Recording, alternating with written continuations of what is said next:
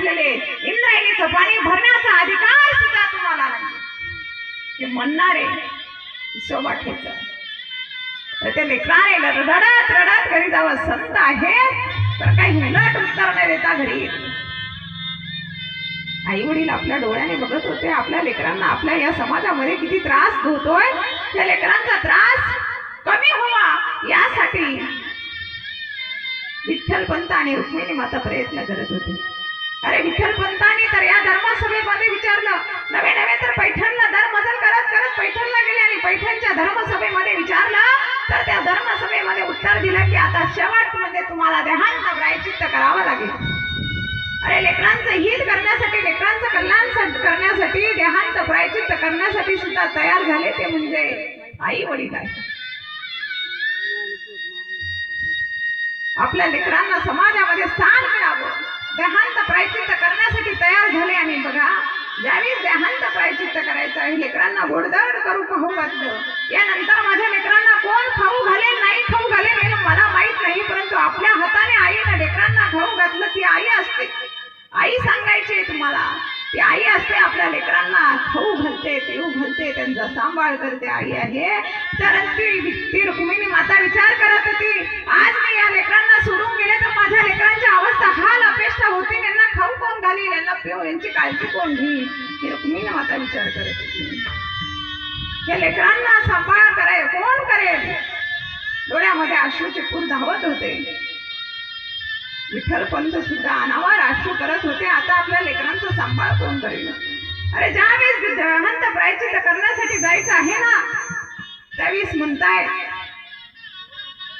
निवृत्ती नारायणना सांगताय की अरे निवृत्ती आता तू यांची माय होय, आता तू यांचा बाप होय.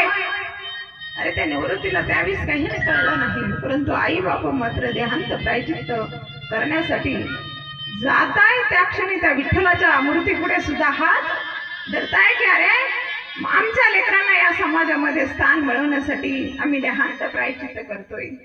दोघांचे अश्रू मात्र अनवार झालेले आहे. त्या विठ्ठला पुढे अश्रू ढाळत आहे.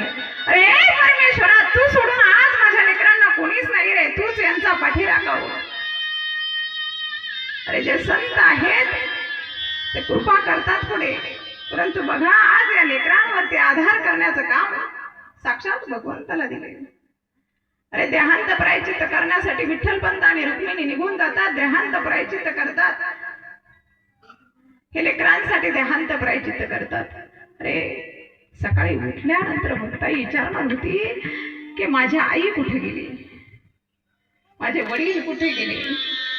अरे छोटीशी लेकरं असणारी ती लेकरं सकाळी उठल्यानंतर विचारू लागले अरे ज्ञानदादा आई कुठे आपली. आई दिसत नाही. ती मुक्ताई शोधत होती, बाहेर अंगणात शोधत होती. आई फुलं तर तोडायला गेली नसेल ना, देवाला वाहण्यासाठी फुलं तोडण्यासाठी आई गेली होती ना. कासा बीस प्राण तळमळी. अरे आमची आई. मुक्ताई म्हणत होती अरे आई कुठे. ज्ञाना ज्ञान दादा आई कुठे, निवृत्ती दादा आई कुठे. हे विचारत असताना अनंत व्यथा होत होत्या. निवृत्ती दादानी मुक्ताईला आपल्या छातीशी धरले, ज्ञानदादाने आपल्या छातीशी धरले, सोपान दादा काकाला सुद्धा धरले. अरे आई आता नाही या जगात, वडील नाही या जगामध्ये, आता आई वडील आता परत दिसणार नाही. अरे आई वडिलांनी देहांत प्रायश्चित्त केल्यानंतर सुद्धा या लेकरांना समाजामध्ये स्थान मिळत नव्हतं. त्या लेकरांना त्रास दिला जात होता. अरे कधी ज्ञानोबा पीठ मागण्यासाठी जोडी घेऊन गेले असतील तर त्या जोडीमध्ये पीठ असलेले पीठ खाली ओतून दिले असेल, त्याच्या माती लुटली असेल. या लेकरांना किती हाल अपेष्ट. तरीही माऊलींनी म्हणावं हे ईश्वरशी माझे घर. अरे इथेच माझं हे ईश्वर म्हणजे माझं घर आहे. सदैव कृपा करतात ते संत असतात. अरे आपल्याला कितीही त्रास या जगाने दिला असेल, परंतु या जनावरती कृपा करणारे संत आहेत. ते पसायदानामध्ये लिहून ठेवलं, सदैव त्यांनी कृपा केली असतात लोकांवरती.